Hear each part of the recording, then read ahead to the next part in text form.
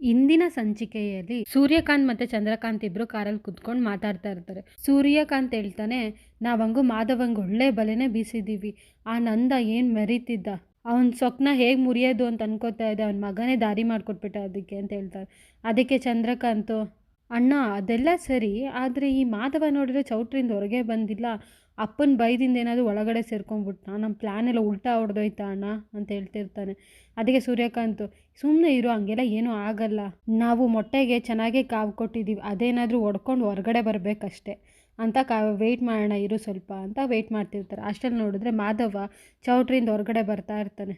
ಮಾಧವ ಹೊರಗಡೆ ಬರ್ತಿರೋದು ನೋಡಿ, ನಮ್ಮ ಪ್ಲ್ಯಾನ್ ಎಲ್ಲ ವರ್ಕ್ ಆಗ್ತಿದೆ ಅಂತ ಅಂದ್ಬಿಟ್ಟು ಸೂರ್ಯಕಾಂತ್ ಹೇಳ್ತಾನೆ.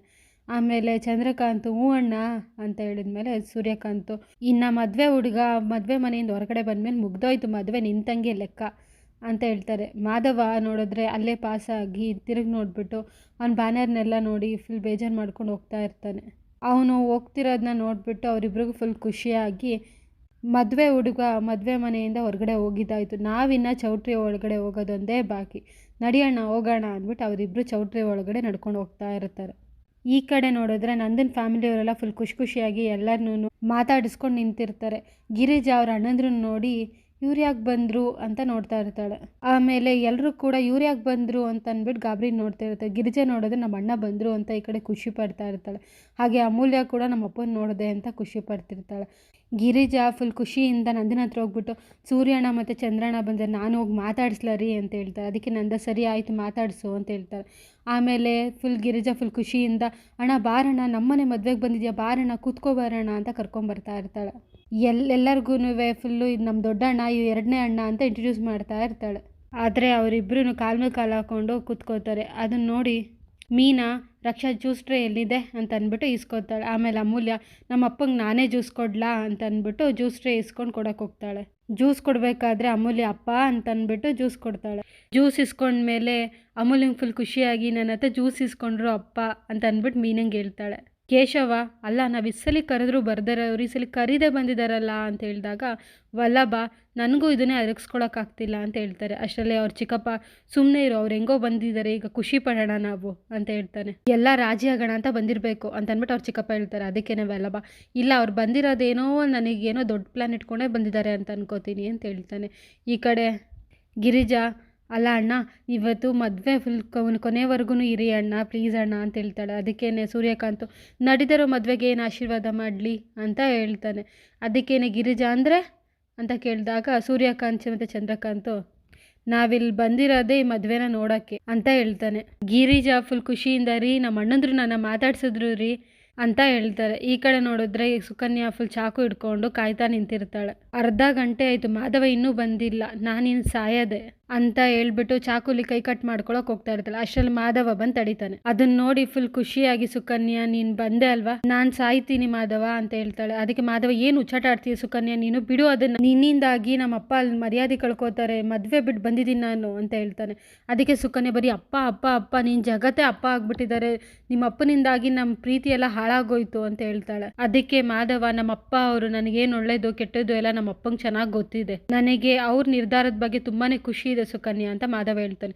ಅದಕ್ಕೆ ಸುಕನ್ಯಾ, ಸಾಕು ಮಾಡ್ತೀಯ ಇದನ್ನ ಅಂತ ಹೇಳ್ತಾಳೆ. ಅದಕ್ಕೇನೆ ಮಾಧವ, ಸರಿ ಚಾಕು ಕೈ ಕೆಳಗಿಳಿಸು ಅಂತ ಹೇಳಿದ್ಕೆ, ನೀನನ್ನು ಪ್ರೀತಿಸ್ತಿದ್ದೀನಿ ಅಂತ ಹೇಳು, ಅವಾಗ ಚಾಕು ಕೆಳಗಿಳಿಸ್ತೀನಿ ಅಂತ ಹೇಳ್ತಾಳೆ. ಅದಕ್ಕೆ ಮಾಧವ, ನಿನ್ನ ತಲೆಯಲ್ಲಿ ಇವೆಲ್ಲ ಹೆಂಗ್ ಬಂತು ಹೇಳು ಸುಕನ್ಯಾ, ಛೀ, ನಿನ್ನ ಜೀವನನೂ ನನಗೆ ಮುಖ್ಯ, ಹಾಗೆ ನಮ್ಮ ಅಪ್ಪನ ಮರ್ಯಾದೆನೂ ನನಗೆ ಮುಖ್ಯ ಅಂತ ಹೇಳ್ತಾನೆ.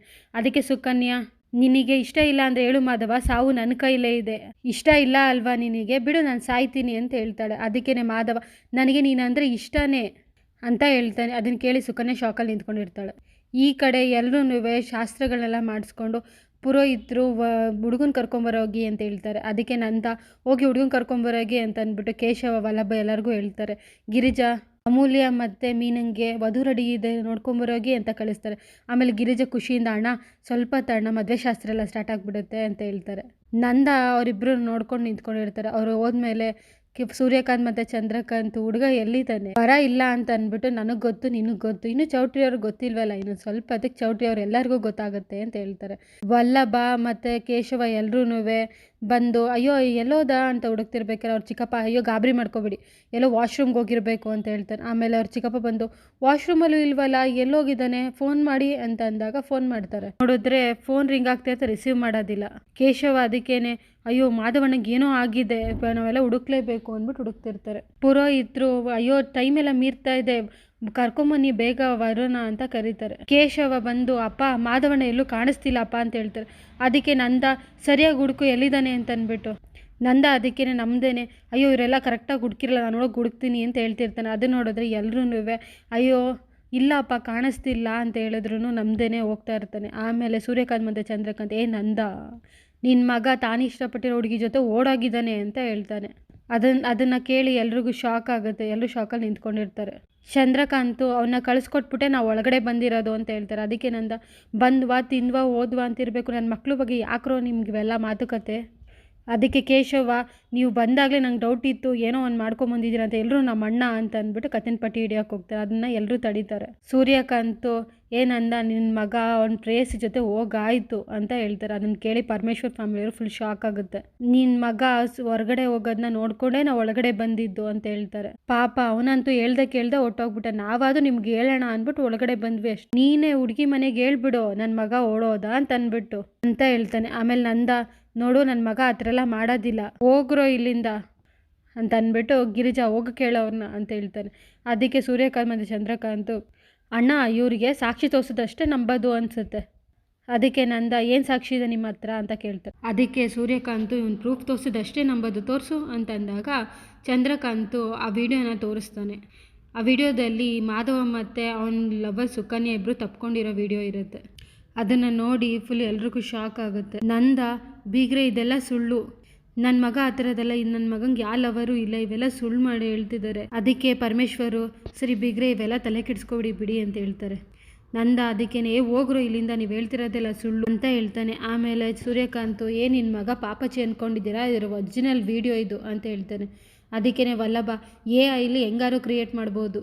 ಅದಕ್ಕೇ ಚಂದ್ರಕಾಂತು ಇದು ಯಾವ ತಂತ್ರಜ್ಞಾನನೂ ಇಲ್ಲ ಏನೂ ಇಲ್ಲ, ನಿನ್ನ ಮಗ ರಾತ್ರಿ ಹುಡುಗಿ ಜೊತೆ ಮಾತಾಡ್ತಿರೋ ವಿಡಿಯೋ ಇದು, ನಾನೇ ನನ್ನ ಕೈಯಾರೆ ಈ ವಿಡಿಯೋನ ಸೆರೆ ಮಾಡಿದ್ದೀನಿ ಅಂತ ಹೇಳ್ತಾನೆ. ಆಮೇಲೆ ಚಂದ್ರಕಾಂತು ಹೊಸ ಬೀಗ್ರೆ ನಾನು ಹಿಂಗೆ ಅವತ್ತೇ ಹೇಳ್ದೆ ಈ ನಂದ ಸರಿ ಇಲ್ಲ, ಅವ್ನ ಮಕ್ಕಳು ಸರಿ ಇಲ್ಲ ಅಂತ, ಆದರೆ ನೀವು ನಂಬುದ್ರಾ, ಈಗ ನೋಡಿ ನಿಮ್ಮ ಮಗಳು ಮದುವೆ ಚೌಟ್ರಿಲಿ ನಿಂತೋಯ್ತು ಅಂತ ಹೇಳ್ತಾನೆ.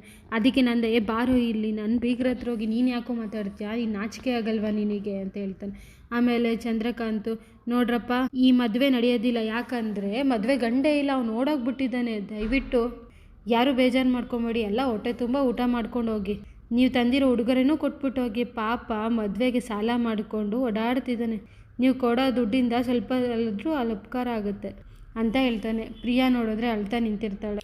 ಅದಕ್ಕೆ ನನ್ನ ಮಗ ನಂಗೆ ಮೋಸ ಮಾಡೋಕ್ಕೆ ಸಾಧ್ಯ ಇಲ್ಲ ಕಣೋ, ಅವನ ಬಗ್ಗೆ ನಂಗೆ ಚೆನ್ನಾಗಿ ಗೊತ್ತು, ಈ ಅಪ್ಪಂಗೆ ನೋವು ಮಾಡೋ ಸಣ್ಣ ಕೆಲಸನೂ ಅವ್ನು ಮಾಡೋದಿಲ್ಲ ಅಂತ ಹೇಳ್ತಾನೆ. ದಯವಿಟ್ಟು ಎಲ್ಲರೂ ತಪ್ಪು ತಿಳ್ಕೊಬೇಡಿ, ನನ್ನ ಮಗ ಎಲ್ಲೂ ಹೋಗಿಲ್ಲ, ಈ ಮದುವೆ ನಡೆಯುತ್ತೆ, ಅವ್ನು ಬಂದೇ ಬರ್ತಾನೆ, ದಯವಿಟ್ಟು ಕೂತ್ಕೊಳ್ಳಿ ಅಂತ ಹೇಳ್ತಾನೆ. ಸೂರ್ಯಕಾಂತು ಅಲ್ಲ ಮೊಬೈಲಲ್ಲಿ ಸಾಕ್ಷ್ಯ ನೋಡಿದ್ರು ಸಮೇತ ಇನ್ನೂ ಮಗನ ನಂಬ್ತಾನೆ, ಮಗ ಬರ್ತಾನೆ ಅಂತ ಜನರೆಲ್ಲ ಕೂರಿಸ್ಕೊಂಡೇ ಇರು, ಮದುವೆನೂ ಆಗಲ್ಲ, ನಿನ್ನ ಮಗನೂ ಬರಲ್ಲ ಅಂತ ಹೇಳ್ತಾನೆ. ಅದಕ್ಕೆ ಚಂದ್ರಕಾಂತು ಅದೇನೋ ಇದೆಯಲ್ಲ ಮದುವೆ ಆಗದೆ ಹುಚ್ಚಿಬಿಡದೆ ಮದುವೆ ಆಗಲ್ಲ ಅಂತ ಆ ಥರ ಆಯಿತು ಕತೆ ಅಂತ ಹೇಳ್ತಾನೆ. ಅದಕ್ಕೇ ವಲ್ಲಭ ಇಲ್ಲ ನಮ್ಮಣ್ಣ ಬಂದೇ ಬರ್ತಾನೆ ಅಂತ ಹೇಳ್ತಾರೆ. ಅದಕ್ಕೆ ಕೇಶವ ನೀನು ಕರಿದೇನೆ ಮದುವೆ ಚೌಟ್ರಿಗೆ ಬಂದಾಗಲೇ ಗೊತ್ತಾಯ್ತಿವೆಲ್ಲ ಏನೋ ಕತೆ ಅಂತ ಅಂದ್ಬಿಟ್ಟು, ನಮ್ಮಣ್ಣ ಎಲ್ಲಿದ್ದಾನೆ ಅಂತ ಹೇಳಿದ್ರೆ ಸರಿ ಅಂತ ಹೇಳ್ತಾನೆ. ಅದಕ್ಕೆ ಚಂದ್ರಕಾಂತ್ ಹೆಂಗೆ ಹೇಳ್ತೀಯ ನೋಡು, ನಾವು ಬಂದಿಲ್ಲ ಅಂದಿದ್ರು ಆಗ್ತಿದ್ದ ಕತೆ ಇದೆ, ಮಾಧವ ಹೇಗಿದ್ರು ಹೋಗ್ತಿದ್ದ ಅಂತ ಹೇಳ್ತಾನೆ. ಅದಕ್ಕೆ ಅಮೂಲ್ಯ ಒಂದು ಹುಡುಗಿ ಜೊತೆಲಿ ಇದ್ದಿದ ತಕ್ಷಣ ಇಷ್ಟಪಡ್ತಾರೆ ಅಂತ ಅಲ್ಲ ಚಿಕ್ಕಪ್ಪ ಅಂತ ಹೇಳ್ತಾಳೆ. ಆಮೇಲೆ ಮೀನಾ ಅಲ್ಲ ಆ ವಿಡಿಯೋದಲ್ಲಿ ಆ ಹುಡುಗಿ ಅಷ್ಟೇ ತಪ್ಕೊಂಡಿರೋದು, ಮಾಧವಣ್ಣ ಏನು ತಪ್ಕೊಂಡಿಲ್ವಾ, ಅದು ನಿಮ್ಮ ತಲೆಯಲ್ಲಿ ಇರಲಿ ಅಂತ ಹೇಳ್ತಾಳೆ. ಅದಕ್ಕೇನೆ ಗಿರಿಜಾ ಅಕಸ್ಮಾತ್ ಅವಳು ಇಷ್ಟಪಟ್ಟಿದ್ರೆ ನನ್ನ ಹತ್ರ ಬಂದು ಹೇಳ್ತಿದ್ದ, ನನ್ನ ಮಗ ಬಂದೇ ಬರ್ತಾನೆ ಅಂತ ಹೇಳ್ತಾಳೆ. ಮುಂದಿನ ಸಂಚಿಕೆಯಲ್ಲಿ ಚಂದ್ರಕಾಂತ್ ಮತ್ತು ಸೂರ್ಯಕಾಂತ್ ಇಬ್ರು ನಿನ್ನ ಮಗ ಓಡೋಗಿದ್ದಾನೆ, ಅವ್ನು ಬರೋದಿಲ್ಲ ಅಂತ ಹೇಳ್ತಿರ್ತಾರೆ. ಅಷ್ಟರಲ್ಲಿ ನೋಡಿದ್ರೆ ಮಾಧವ ಮತ್ತು ಸುಕನ್ಯಾ ಇಬ್ಬರು ಬರ್ತಾರೆ. ಅದನ್ನು ನೋಡಿ ಎಲ್ರಿಗೂ ಶಾಕ್ ಆಗುತ್ತೆ. ಅವರಿಬ್ಬರನ್ನ ನೋಡಿ ಸೂರ್ಯಕಾಂತು ಅಲ್ಲ ನೀನು ನೋಡಿದ್ರೆ ನಿನ್ನ ತಮ್ಮದ್ರ ಥರ ಓಡೋಗಿ ಮದುವೆ ಆಗ್ತೀಯಾ ಅಂತ ಅಂದ್ಕೊಂಡ್ವಿ, ನೀನು ನೋಡಿದ್ರೆ ಹುಡುಗಿನೇ ಕರ್ಕೊಂಬಂದಿದ್ಯಾ ಚೌಟ್ರಿಗೆ ಅಂತ ಹೇಳ್ತಾರೆ. ಇಲ್ಲಿಗೆ ಸಂಚಿಕೆ ಮುಕ್ತಾಯ ಆಗುತ್ತೆ.